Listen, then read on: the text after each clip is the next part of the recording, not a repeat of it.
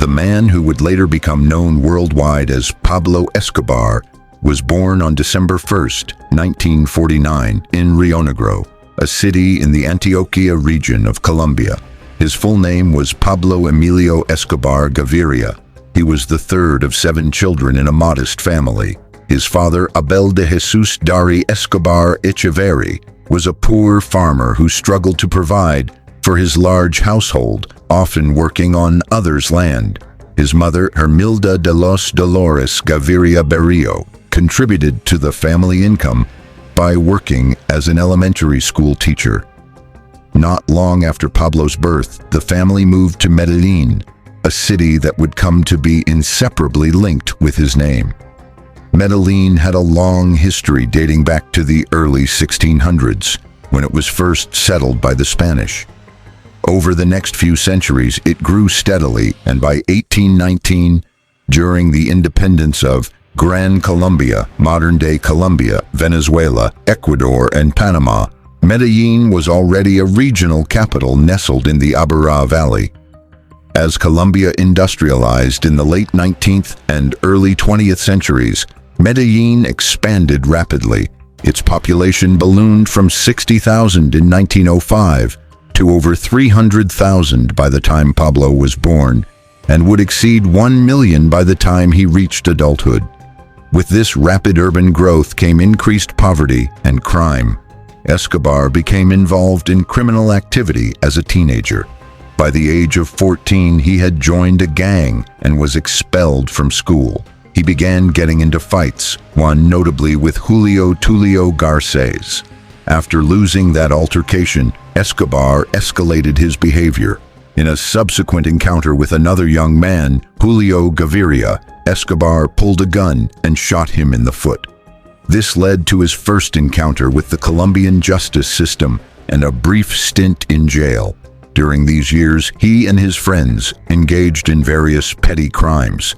Some reports claim they stole and resold gravestones by erasing the inscriptions, while others allege he sold fake academic diplomas. It's difficult to separate myth from reality in these stories, but what's clear is that Escobar's early life was shaped by Colombia's turbulent history. Just a year before his birth, in 1948, the assassination of a populist leader named Jorge Eliezer Gaitan plunged Colombia into a decade of civil unrest known as La Violencia, during which more than 200,000 people were killed. To stabilize the country, the dominant liberal and conservative parties formed a coalition government under the National Front, alternating power between them. This fragile alliance, backed by U.S. interests during the Cold War, targeted leftist elements within the country, particularly communist and socialist groups. In response, guerrilla movements, such as the Revolutionary Armed Forces of Colombia, FARC, formed in 1964, beginning a guerrilla war that would last for decades. These groups soon controlled vast rural areas of Colombia, while the central government struggled to maintain authority. All this coincided with a growing international demand for narcotics, particularly in the US and Europe. Initially, marijuana was the dominant drug exported from Colombia, but cocaine, derived from coca plant leaves, soon became far more profitable. This global trend, combined with the instability in Colombia, set the perfect stage for Pablo Escobar's rise. He would go on to become one of the most powerful and infamous drug lords in history, forever changing the course of Colombian and global history.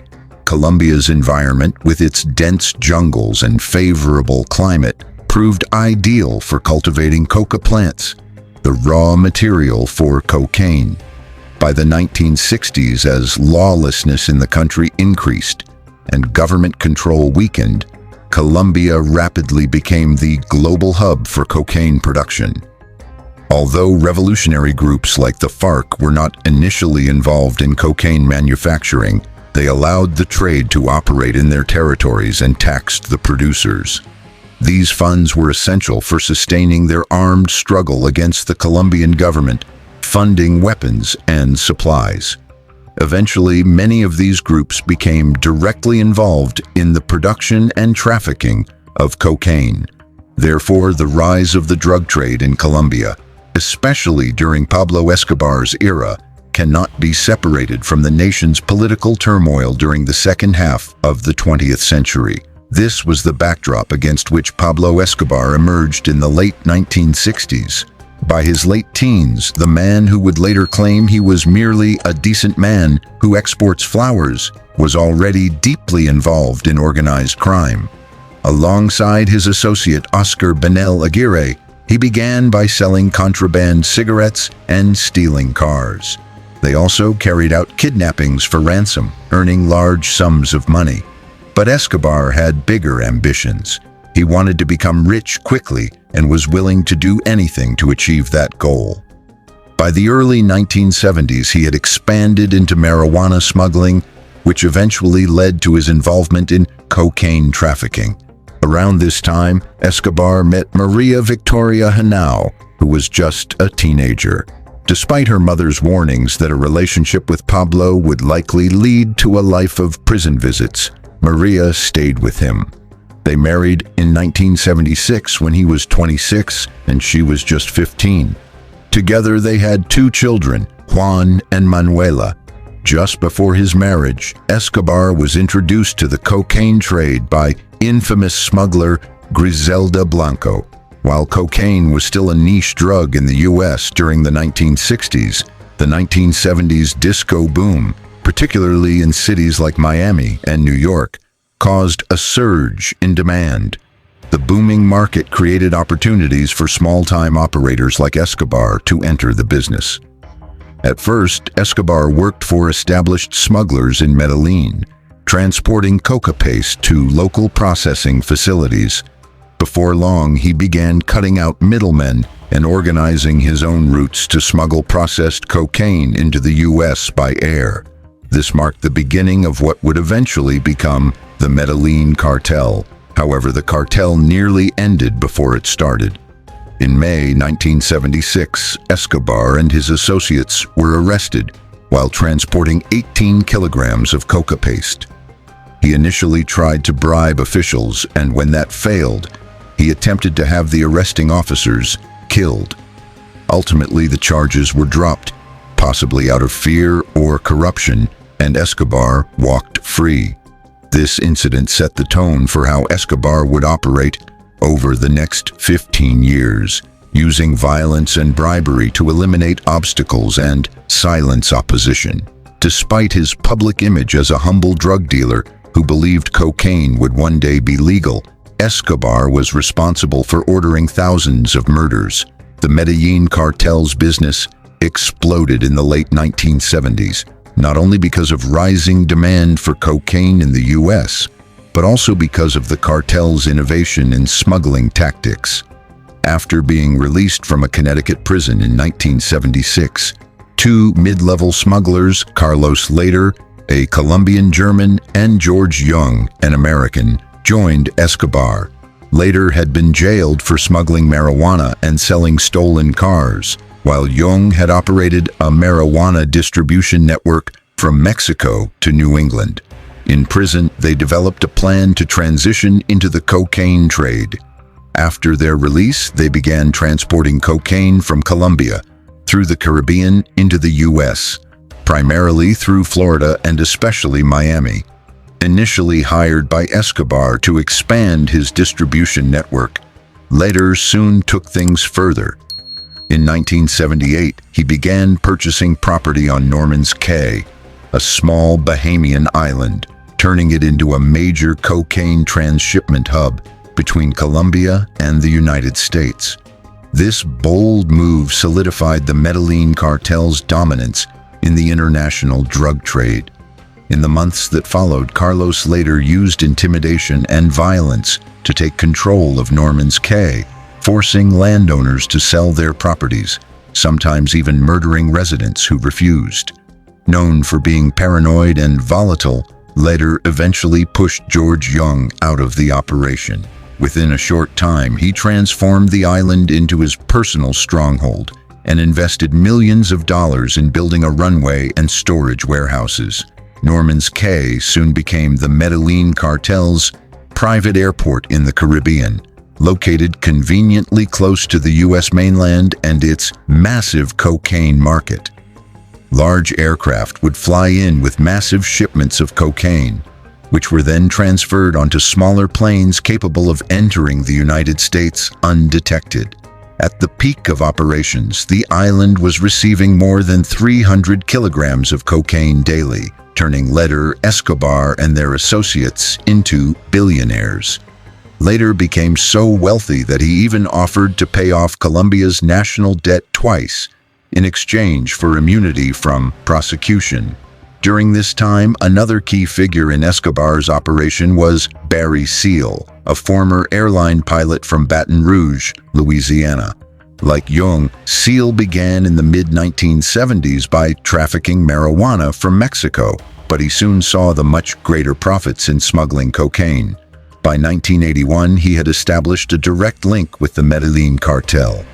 Seal used a fleet of over a dozen small aircraft that could fly low under radar detection. These planes would enter U.S. airspace via the Gulf of Mexico and drop packages in pre-arranged rural locations in Louisiana. Seal's ground crew would then recover the shipments and transport them to Florida, where they entered the cartel's East Coast distribution network. However, Seal's role became a double-edged sword. In 1983, he was indicted by the U.S. Drug Enforcement Administration, DEA, and by early 1984, he became a DEA informant, providing extensive intelligence on Escobar's operations. This betrayal did not go unnoticed. Escobar ordered his execution, and Seal was assassinated in February 1986. While later was turning Norman's Cay into a cocaine haven, and Seal was operating over the Gulf, Escobar was building his own empire back in Colombia. With his growing wealth, he purchased approximately 20 square kilometers of land near Puerto Triunfo, about 150 kilometers east of Medellin. There, he built Hacienda Nápoles, a sprawling estate that served as his personal sanctuary. The estate featured a grand Spanish-style mansion, a sculpture garden, and even a zoo filled with exotic animals like elephants, giraffes, antelopes, zebras, ponies, and his personal favorite, hippos.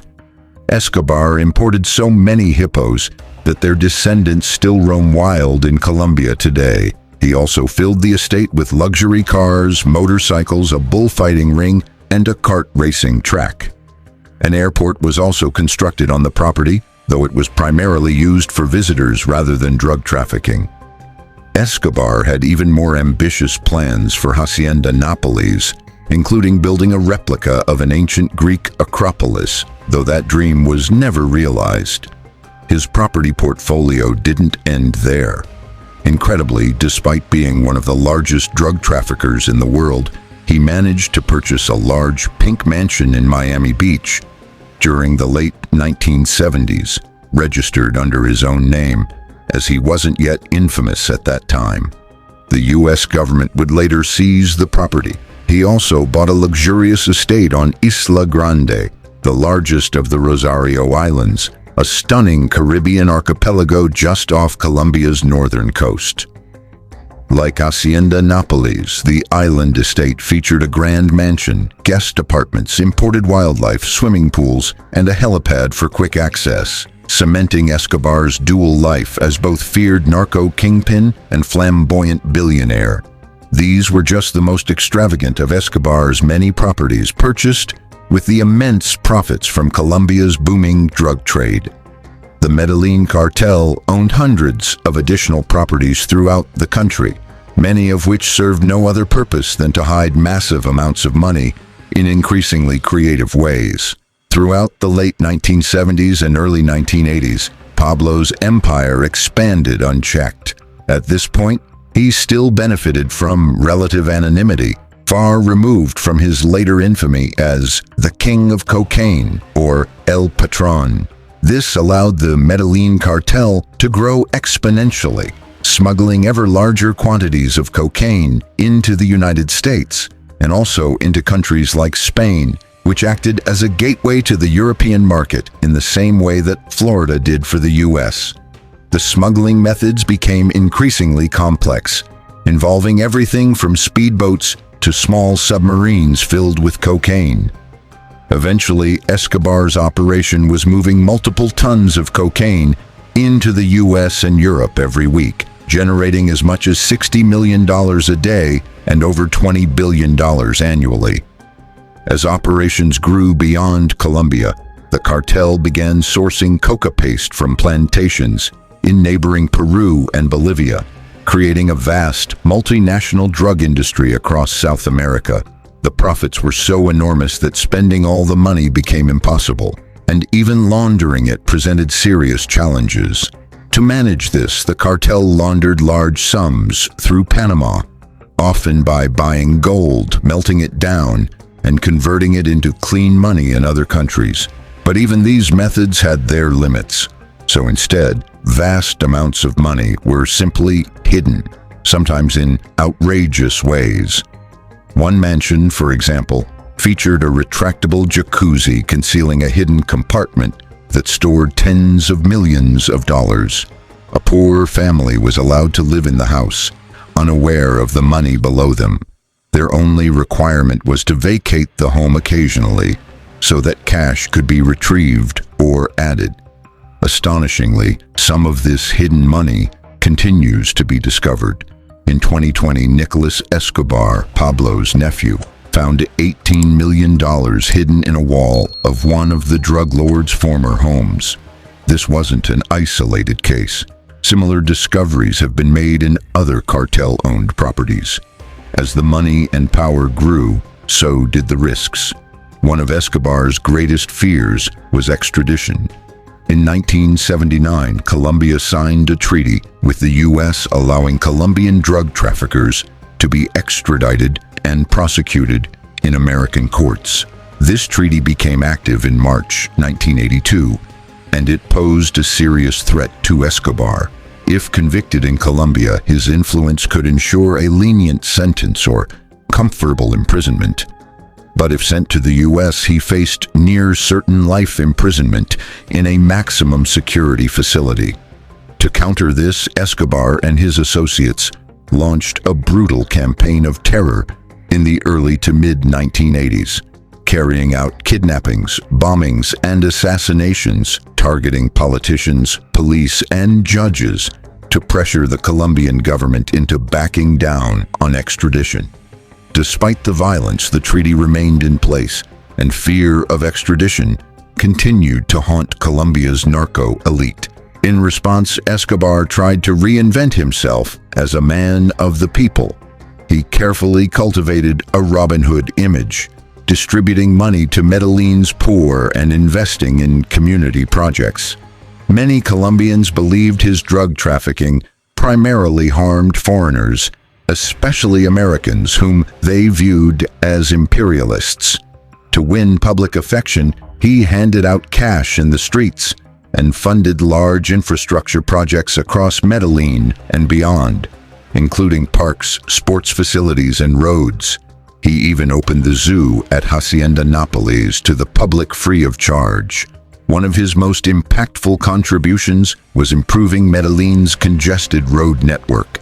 At Christmas, he would dress as Santa Claus and deliver expensive gifts in poor neighborhoods, buying the loyalty of the local population. Despite these efforts, by the early 1980s, Escobar had become a household name and a marked man, so he took a bold step. In 1982, he entered politics. He ran for office under the Colombian Liberal Party, using his platform to oppose the extradition treaty. He claimed that by allowing the US to prosecute Colombian citizens, President Julio Cesar Turbay was surrendering Colombia's sovereignty. Escobar's campaign attracted both support and criticism. Some opponents, however, didn't survive their descent. In one instance, a critic accused him publicly of entering politics for personal gain. Shortly after, he was arrested by Medellin police, who were under the cartel's influence, then handed over to Escobar's men. Days later, his bullet-riddled body was found in the street. Through a mix of populism and intimidation, Escobar secured a seat in Colombia's Chamber of Representatives in March 1982. His entry into politics was a double-edged sword. While it offered some protection and allowed him to challenge extradition from within the system, it also attracted unwanted scrutiny. Most importantly, it provoked Colombia's conservative elite. Newly elected President Belisario Betancourt was determined to expel Escobar from politics. In 1983, he appointed Rodrigo Lara Bonilla as Minister of Justice to aggressively target drug traffickers, Escobar first among them. A media offensive also began. El Espectador, a prominent newspaper, published an in-depth article about Escobar's 1976 arrest and the subsequent cover-up. The story detailed how he avoided prosecution, further tarnishing his public image. Furious, Escobar considered having the newspaper's editor assassinated and ordered cartel members to buy up as many copies of the issue as possible. But the damage was done, and more damaging reports quickly followed. Escobar, who had once operated in the shadows, was now in the spotlight as the face of Colombia's drug war.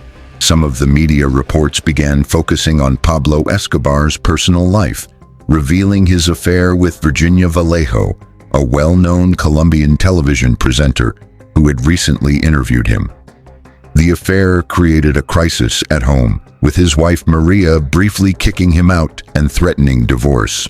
Although she eventually allowed him back after much pleading, the affair with Vallejo would continue sporadically until 1987.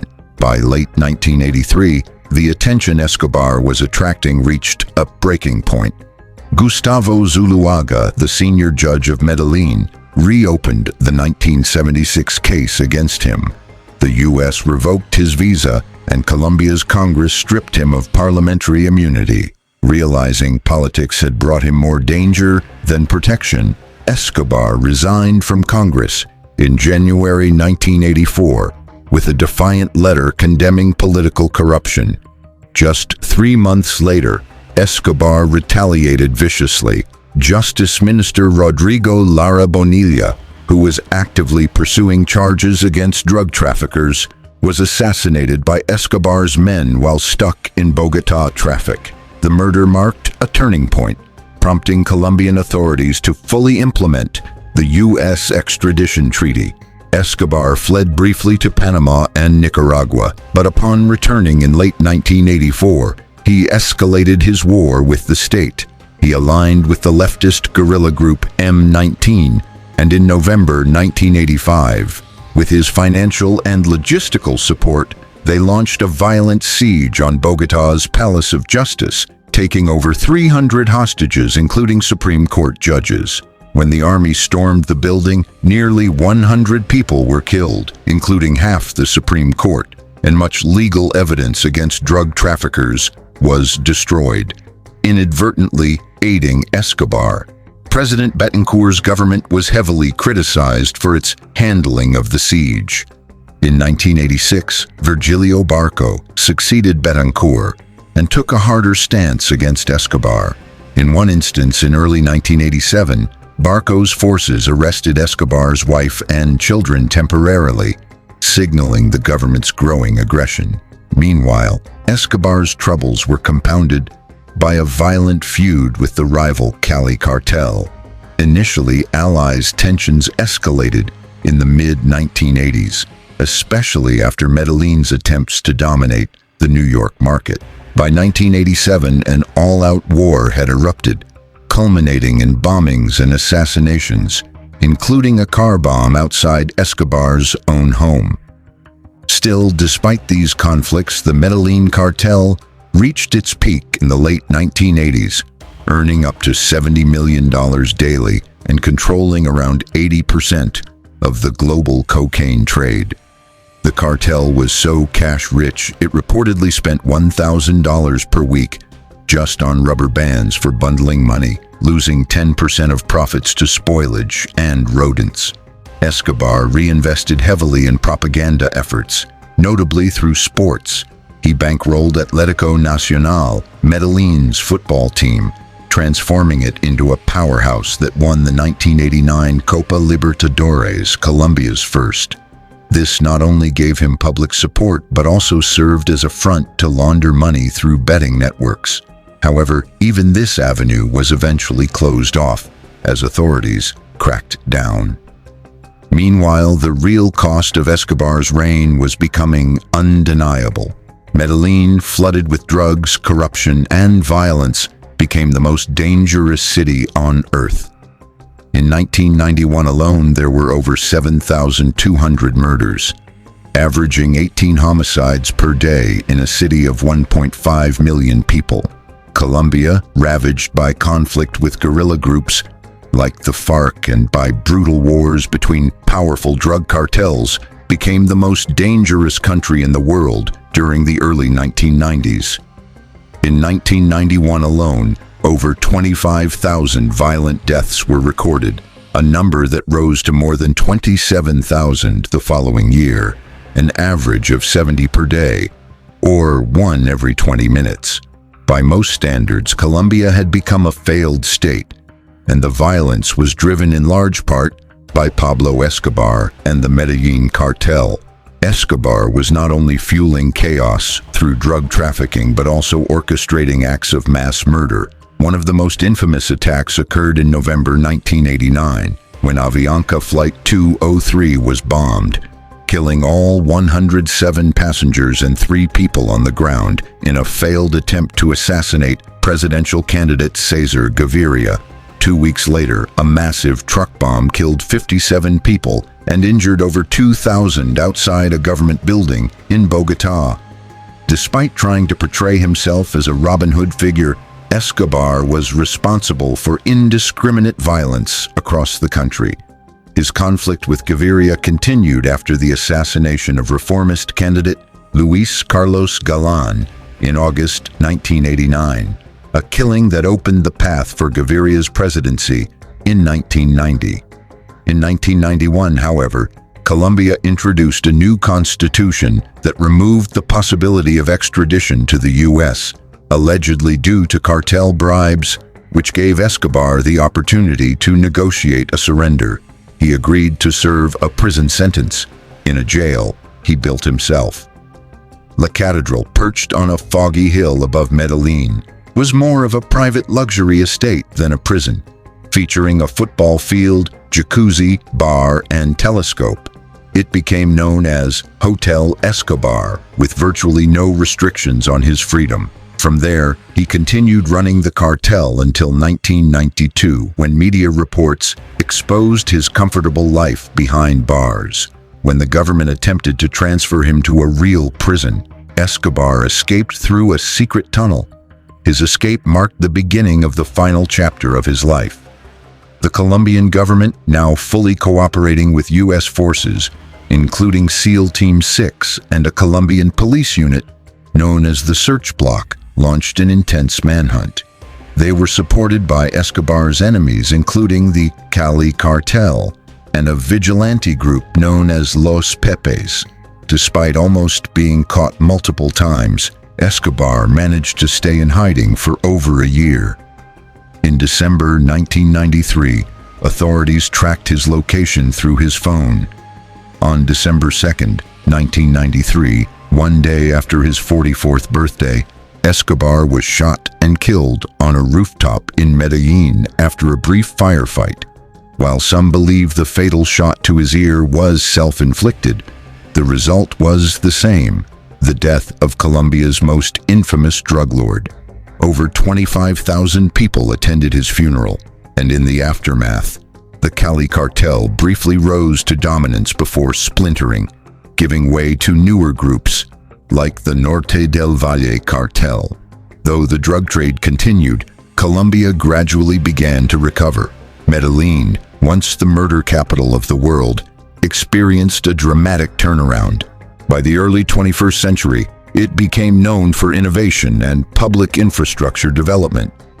La Catedral was abandoned for years before being repurposed by monks in 2007. Even Escobar's exotic animals, like the now infamous hippos, remain.